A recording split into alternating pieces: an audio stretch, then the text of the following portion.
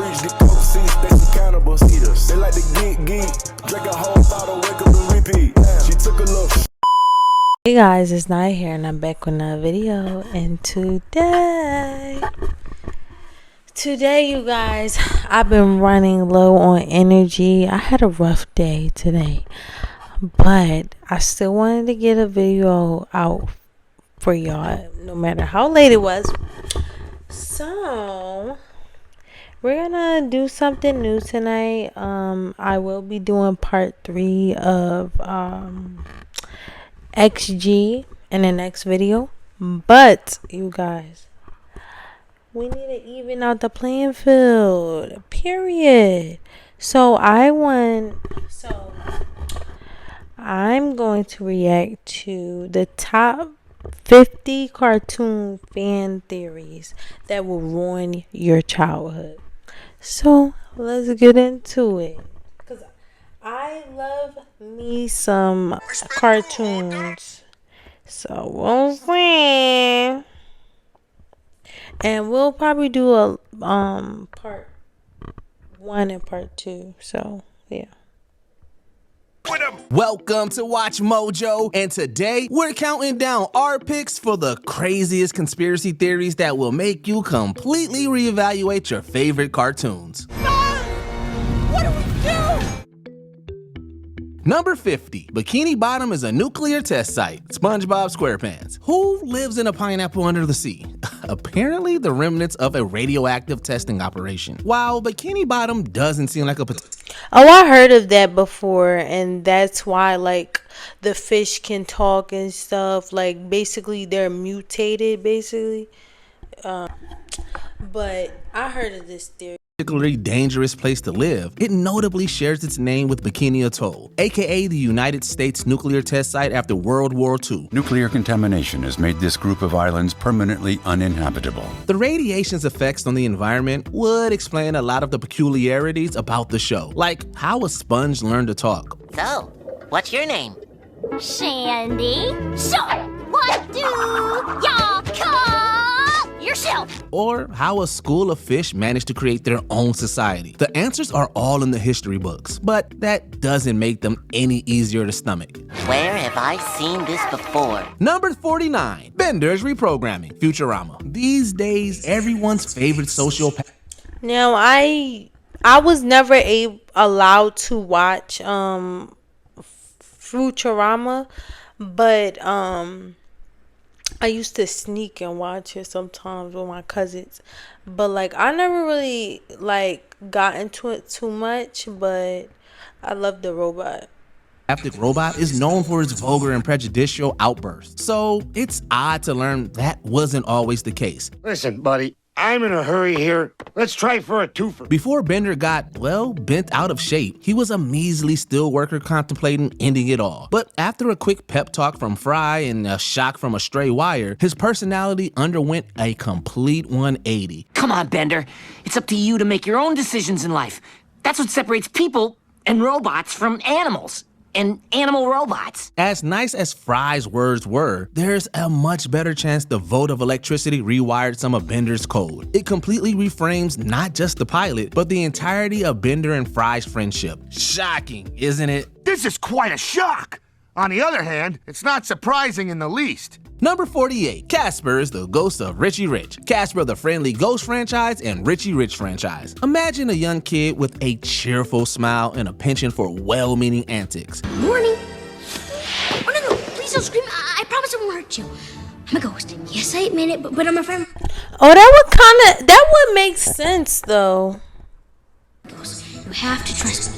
We could be describing either Casper the Ghost or Richie Rich. One look at them side by side is enough to prove there's more than a passing resemblance. What's more, they're both characters published by Harvey Comics. So, as morbid as it is to say, there's a possibility that Casper and Richie Rich are the same person, just at very different stages of life, if you catch our drift. You don't have to take our word for it though. Ugh, yikes, they smell awful.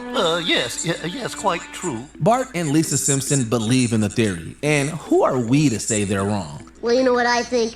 I think Casper's the ghost of Richie Rich. Number 4, Island. Shrek franchise, and Pinocchio. Despite pulling from all different types of fairy tales, there's one prominent character in Shrek with no clear origin: Donkey. Where did he come from, and how did he learn to talk? Well, it's no wonder you don't have any friends. Wow. Only a true friend would be that cruelly honest. The explanation is pretty simple when you think about it. He's from Pleasure Island. In Pinocchio, bad kids who visit and misbehave are sold into servitude and turned into, you guessed it, donkeys. What's going on? Pinocchio himself also appears in Shrek, and in the That would make sense. Oh my God, I never thought of that. I heard of this theory, but never like in complete detail. So, yeah. He must be Donkey from Pinocchio. Wow. very same scene, Donkey's introduced too. Maybe because they're coming from the same tale? If this version of Donkey's origin story is even partly true, it's amazing he's still so cheerful. We can stay up late, swapping manly stories, and in the morning, I'm making waffles. Number 46. Miss Frizzle's class grew up to be the Planeteers, the Magic School Bus, and Captain Planet and the Planeteers. Seatbelts, everyone! Please let this be a normal field trip. Full disclosure, there isn't any fancy lore, hidden details, or behind-the-scenes drama to explain this one. The only evidence we have is our eyes, and quite frankly, it's still pretty convincing. Oh yeah? Prove it. Stop the bus! Arnold and Wiggler are basically twins. The same goes for Wanda Lee and Guy and D.A. and Linka. Need we mention Carlos and Mati? There's a chance all the similarities are just a coincidence. But it would have to be one gigantic, massive, planet-sized coincidence. Plus, whether intentional or not, it just makes sense that Miss Frizzle's unorthodox teaching style inspired the heroes of tomorrow. As I always say, class, you're out of this world. Number 45. Kuzco wasn't the first person turned into an animal. The Emperor's Kuzco.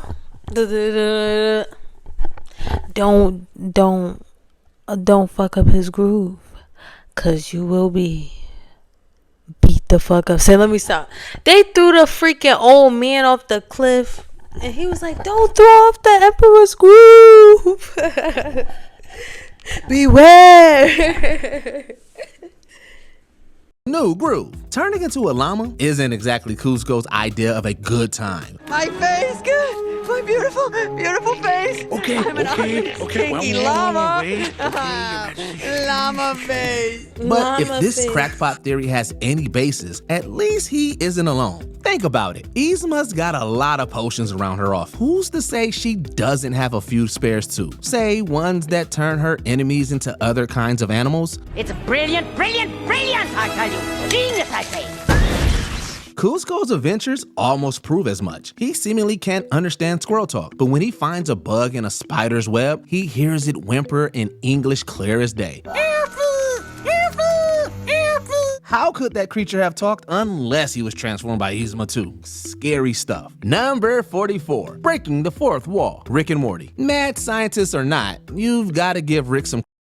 Who was a Rick and Morty fan? Please comment down below.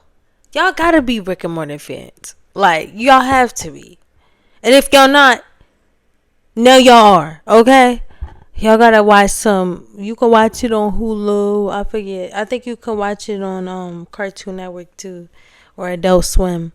But y'all, that show is the bomb. Credit. He really knows how to make a portal. Hold on tight, Morty. We gotta get through the opening titles. Opening titles of what? Because of that, he and Morty have pretty much seen it all, including the other side of the fourth wall. While Rick and Morty is far from the first cartoon to acknowledge the audience, the portal hopping antics make you wonder. Morty, none of this is real. We're in a previously on spiral. Clear your head. After all that's happened? What if one of these portals brought them to our dimension? And that's how they know they're on a TV show. It makes about as much sense as everything else in Rick and Morty. That is to say, it's weird, but kind of works in its own strange way. Did he use a portal? He wishes. He wriggled back to the meta layer through a hole in the fourth wall. Put these on and help me find it. Number 43. Nemo never existed. Finding Nemo. Just think in a couple of days, we're gonna be parents. Yeah. bring out a box of tissues. This theory is tragedy on top of tragedy. To set the scene, Finding Nemo follows single dad Marlin as he sets out to, well, find Nemo. I gotta find my son Nemo! Nemo? Hey, he's that fish, you know, the one we've been talking about, the one that's been fighting the whole ocean. But what if Nemo was never born? The fatal barracuda attack that opens the film might be just that, completely fatal. From there, Marlin slowly tackles the 5 stages of grief, eventually accepting that he needs to let go of his son, or rather, the memory of him. It adds a dark spin to what is already an incredibly fraught tale. But at least... like psychosis, like that's a real thing. No one can see you cry under the sea. I don't want to forget. I'm sorry, Dory, but I do. Number 42. It's all in Garfield's head. Garfield franchise. Most of the time, Garfield is made up of fun, lighthearted tales involving lasagna, Mondays, and punchlines galore. However, in a particularly traumatizing comic strip, Garfield wakes up in an abandoned building. You were having a nightmare, Garfield. That's what it was, a nightmare. John isn't there, and neither is Odie. He's all alone, and he's probably starving. Then, in the blink of an eye, Garfield's family reappears like nothing happened. Yeah, when the going gets tough, the great ones party. The strip ends with an ominous quote about the power of one's imagination, potentially implying that everything Garfield has been through was made up. It's so traumatic, it puts the entire Garfield canon into question. Who knew a grumpy orange cat could be so depressing? Golly, this is without a doubt my all-time crummiest moment.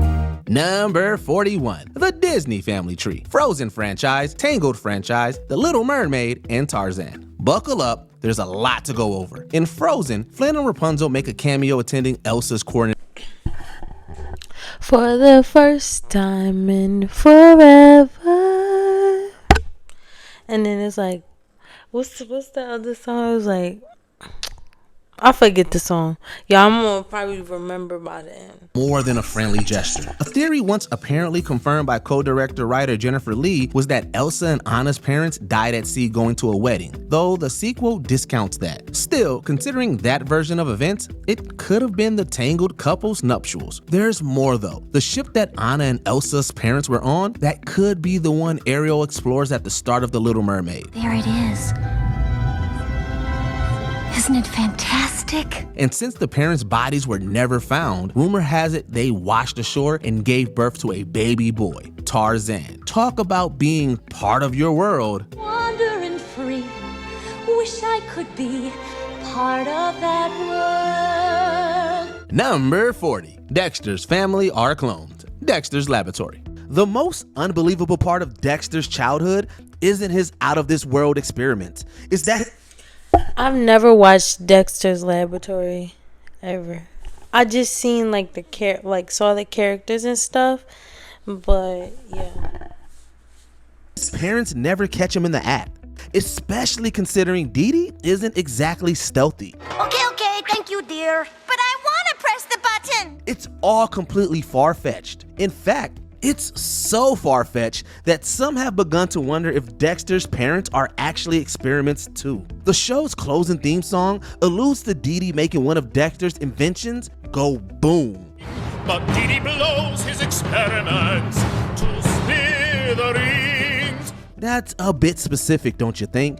What if Dee Dee's curiosity cost her family their lives, and blaming himself, Dexter created exact copies of them? He's made clones before, and it would explain why his family is unfazed by just about everything. Number 39. Wolverine's Yellow Suit. X-Men the Animated Series. When you think of the cuddliest members of the X-Men, Logan with his animanium claws probably isn't topping the list. But this one detail completely reframes all of Wolverine's actions. Still don't know me real well, do you, North Star?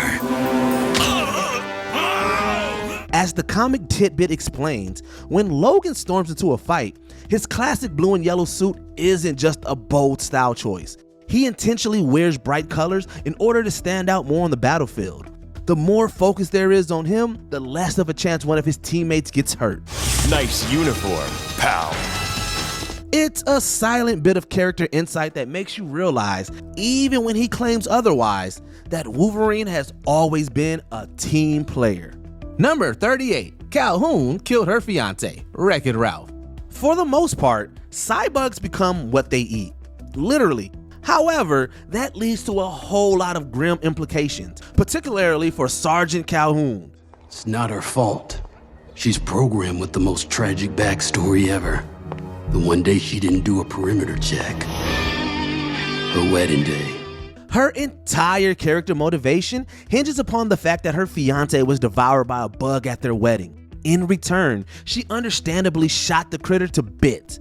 But if Turbo's future transformation is any indication, being eaten by a cybug isn't fatal. Sure, you grow a few extra legs, but you maintain your own free will. All that points to the idea that Calhoun is the only one responsible for her current single status.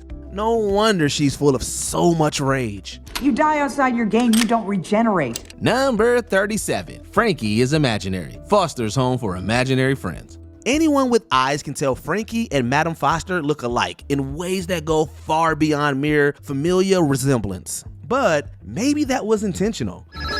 Hello? Grandma? What? You're where? Madam Foster did always wish she was young enough to continue taking care of the home. And lo and behold, Frankie does just that, all the while sporting an outfit extremely reminiscent of her grandmother. They take care of a foster home for imaginary friends, so it's not too out there to assume that Madam Foster lives there too. I haven't seen an imagination as pure as that since, well, me! Oh, but yeah. For what it's worth, series creator Craig McCracken has publicly refuted this claim.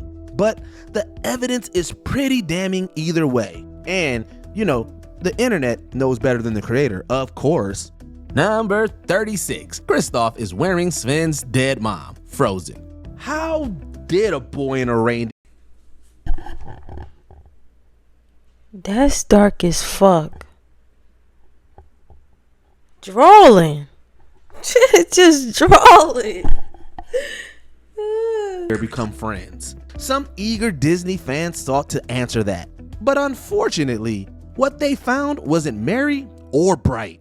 Get ready to jump, Sven! You don't tell him what to do. Hey! I do! As audience learned, Kristoff was raised in the woods by trolls. There would have been slim pickings for fashion, and coats are practically a must-have to protect any child from the cold. Since current day, Kristoff wears a jacket made of reindeer clippings. The natural conclusion is that he and his fixer-upper parents took it from Sven's mother. Pull us out, Sven. At the very least, Sven got a new parental figure out of it, but that doesn't make it any less haunting. Number 35, Comatose Danny, Danny Phantom. Danny Fenton got his ghostly powers by walking through a malfunctioning portal. Or so he thinks. This hypothesis asks, what if Danny never actually woke up from the accident? Are you sure about this? No, but you saw those things, those monsters, ghosts? Those ghosts were attacking our school. Yes, this is another age-old, it was all a coma theory. But this one actually has some good points behind it. Each of Danny's villains could be interpreted as a figment of his repressed psyche. I'll never turn into you. Never! Of course you will. It's only a matter of time. None more so than his parents, whose quest to capture ghosts could be seen as a metaphor for keeping Danny on life support. Need more convincing? How about the fact that Danny is literally half human, half ghost? In hindsight, it feels a bit on the nose. Number 34, Black Death, Monsters Inc. The monsters do most of the actual scaring around here, but the kids' fear is very much mutual. Look no further than Sully himself. Just the mere presence of Boo has him practically showering in disinfectant. It's coming! It's coming! To get started in data analytics, you don't need previous experience or a degree. The Google Data Analytics Certificate. It begs the question, what do these burly monsters have to be so afraid of? Well, a popular Reddit theory argues that maybe the monsters entered the wrong kid's room during the bubonic plague. If they unknowingly brought that lethal virus back with them, then it makes sense why monsters are so frightened of interacting with humans again. Although, to be fair, Roz and her team seem pretty well equipped for another breakout. None of this ever happened, gentlemen. And I don't want to see any paperwork on this. Yo, don't she sound like that girl on TikTok? She's like, no, and no, you know, stop fully paying me, you know. Hopefully I can find the TikTok. Number 33, Kim was genetically altered. Kim Possible. I'm your basic average girl, and I'm here to save the world. You can't stop me 'cause I'm Kim Possible. Kim's your basic average girl, or so says the theme song. But we don't know many teenagers who can kick butt like she can. No matter how much training she went through, it's still strange that a young girl could take on genetically modified supervillains. Unless, of course, Kim had been genetically enhanced too. Look at it this way. Both her parents are geniuses. Her younger brothers are already inventors, and she's a secret spy. I had no idea how major your job is. I mean, it's brain surgery. There's gotta be something in the water at their house, that's all we're saying. At the very least, Kim's frequent exposure to all of Shigo's energy blasts can't help matters either. Number 32, Simba causes the drought, The Lion King. Look, as much as we'd like to blame Scar for Pride Rock's decline, not even he can control the weather. But if this theory is to be believed, Simba can. He sees firsthand that the past kings of Pride Rock take the form of clouds in the sky, aka the rainwater that feeds the valley. Somebody once told me that the great kings of the past are up there, watching over us. It perfectly ties into the movie's message about lineage and the circle of life. Since Simba is the rightful heir, the former kings follow him on his journey with Timon and Pumbaa. Later, once Simba returns to Pride Rock to reclaim his crown, the rain follows him. Coincidence? We think not. Number 31. The Powerpuff Girls are one person, the Powerpuff Girls. Meet Brenda. She's your typical superhero girl. The only issue? Her brother ridicules her constantly, and eventually it becomes too much to endure. Brenda fractures into 3 different versions of herself: Blossom, who she wants to be, Bubbles, her innocent side, and Buttercup, who represents her mean streak. Thus, the Powerpuff Girls were born! The older brother becomes Mojo Jojo.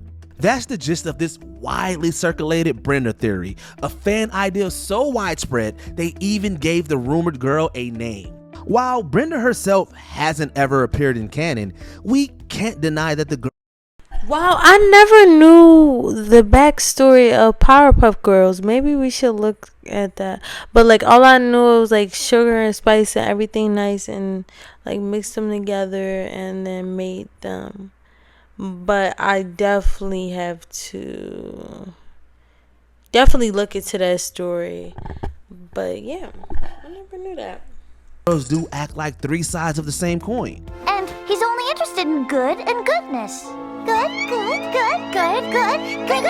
Maybe they were actually made with sugar, spice, and a brother who wasn't nice. Number 30. The Cars overthrew mankind. Cars. There's no tinfoil hats here. Instead, this suspicion came straight from the Cars creative director himself, Jay Ward. While he clarifies that none of his ideas are Pixar approved, he still personally addressed a few long-standing questions about the film. Like, why do the cars have doors if there's no people to use them? Will you stop that? Stop what? That driving backward stuff, it's creeping me out. You're gonna wreck or something. His answer is pretty cut and dry. They were for humans. But one day, the cars didn't need people anymore, so they got rid of them. Ward likened it to the current evolution of real-life self-driving vehicles. If they ever gain sentience, we may be looking at an all-too-real live-action remake of Cars. 40 years ago, that interstate down there didn't exist. Really? Yeah. Back then, cars came across the country a whole different way. Number 29. All the Simpsons are geniuses. The Simpsons. It's no small secret that this family is better known for their hijinks than their brains. But as much as it may pain Lisa to admit, she isn't the only bright member of The Simpsons. In fact, she may not even be the smartest. An episode in season 12 confirms that. Were it not for a crown in Homer's brain, he'd be a bona fide genius. I was working on a flat tax proposal and I accidentally proved there's no God. Apparently, he passed that on to kids too. All of them. Case in point, Bart crafts some pretty intricate pranks, and Maggie canonically has a higher IQ than Lisa. For all the trouble the Simpsons get into, it's clear that they're a whole lot wiser than they let on. It's just that I used to be the smart one. Now I don't know who I am. Number 28. Syndrome is Mr. Incredible's son, The Incredibles. What the? Who are you supposed to be? Well, I'm Incrediboy. In a world with no shortage of superheroes, why does Buddy fixate on Mr. Incredible? Well, the answer may lie in their looks. Buddy and Bob Parr do have passing resemblance, especially in their jaw shape. Maybe unbeknownst to Mr. Incredible, their connection runs blood deep. While Bob is a family man nowadays, he and Helen were often stretched to their limits, pun fully intended. An affair or a one-night stand is not out of the realm of possibility. Plus, remember how Syndrome takes a surprisingly amount of interest in Mr. Incredible's family? You married Elastigirl? Oh, and got busy! It's a whole family of supers! Yeah, his actions practically scream red-headed stepchild. He's already got the red hair too. Number 27. Phineas and Ferb don't exist. Phineas and Ferb. Fair warning. After you hear this, you may not be able to see Phineas and Ferb the same way ever again. Still here? Good. Ever notice how Candace almost never busts her brothers? See, Mom? I told you they weren't there. Oh, hi, boys. Hi, Mom. Come on, Candace, help me with the groceries. Let's go. Well, it's become such a running gag that many are starting to side with her parents. Maybe she's just imagining it all. The prevalent rumor is that Candace's brothers are a desperate ploy for attention that she conveniently shoves all her trauma onto. It sounds a bit odd, but keep in mind, this is a girl who semi-frequently hallucinates a talking zebra. Love the beard, Kevin. Compared to that, imagining two tech-savvy brothers is nothing. Number 26. Ellie's infertility. Up. As if the opening scene isn't heartbreaking enough, some eagle-eyed viewers discovered something that might make it even worse. On paper, Carl and Ellie meet, renovate their home, lose their baby, and that's that. However, using Carl's age as a ruler, it's safe to assume their house was constructed before people knew about the dangers of lead paint. The prolonged exposure from a renovation would probably cause lead poisoning. Occasionally, that can lead to infertility too. While there's no way of knowing if this is true for Ellie, it's the closest thing to an explanation Up offers. Either way, it explains why Carl takes so long to warm up to Russell. Are you in need of Thank you, but I don't need any help. Ow. Number 25. Comment down below y'all guys' favorite theory. And yeah, I hope y'all guys like this video. And son, he wanna give y'all a little speech. Say hi. Say hi. Say hi. Look at him. Oh. Oh, this is my love bug. Alright, you guys. I'm out this thing. I had a great day. I hope you had a great day. And bye. Oh, and thank you guys for showing so much love on my videos lately. We are taking it, honey. Like we're doing our shit. But yeah. Man.